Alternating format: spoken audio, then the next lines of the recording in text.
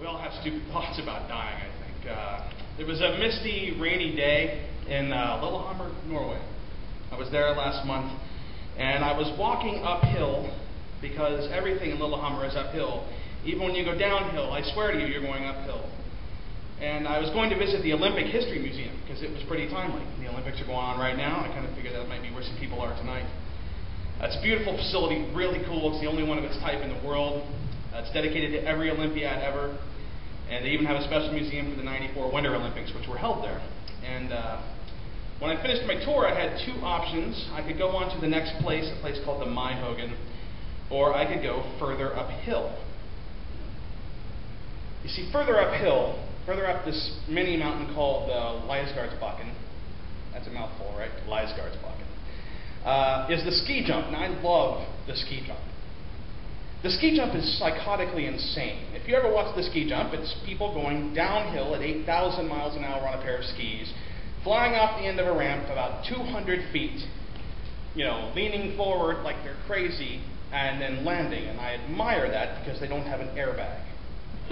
The ski jump should come with an airbag. So even though my calves were screaming, I had to walk further uphill. And the Leisgardsbakken isn't too steep, it's just steep enough. But when it's drizzling, and the sun is playing hide and seek, and it's wet and slick, and there is literally not a soul in sight anywhere, I probably had better ideas, but I did it anyway. I wandered around the place for a while, and to say that it was astonishing would be underselling it. Like everything else I saw in Norway, it was beautiful. And here I was on top of this mountain, and I was looking out, and I could literally, like the song, I could see for miles and miles. I could see across the city. I could see across Lake Mjosa. I could see the rolling hills on the other side covered with trees. It was incredible. And it was one of the most peaceful and serene moments of my entire life. So, of course, I screwed it up. For whatever reason, the biggest one being that I'm a jerk, a thought came into my head. If I fall down trying to get off of this thing, there's no one to hear me. There's not another soul on this mountain. I'm screwed. And then I freaked out. Oh my God, what if I have a stroke? What if I have a stroke on this mountain? What if I fall in the high weeds? If I fall in the high weeds, a stray reindeer might come by and eat my corpse before the authorities find me and send me back to the States. Oh my God, I'm going to die alone on a mountain in Norway. I ruined my peaceful moment. So much for my pulse slowing down. Now, we all, every one of you, has a death fear or two, right? Don't we all have a death fear? Sure. Number one, mine, drowning.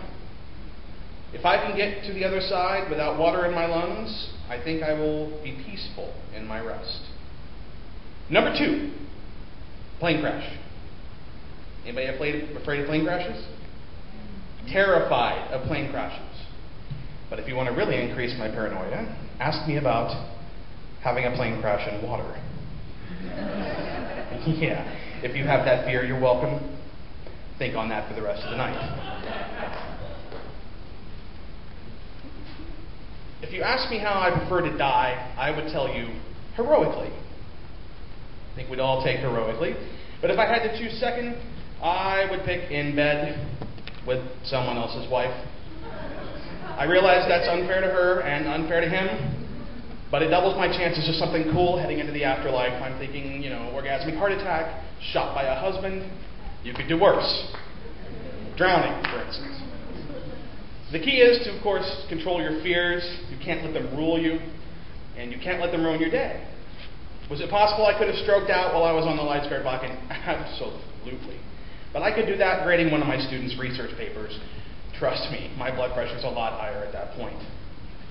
So I got a hold of myself, and I remembered that I was standing on one of the most beautiful and pristine pieces of real estate on this entire planet. It was unspoiled by the sound of man or machine. And opportunities like that come along rarely. And I thought about it as I made my way back to the museum. I still have plenty of other things to worry about. Like that 6-hour flight across the Atlantic. Thank you.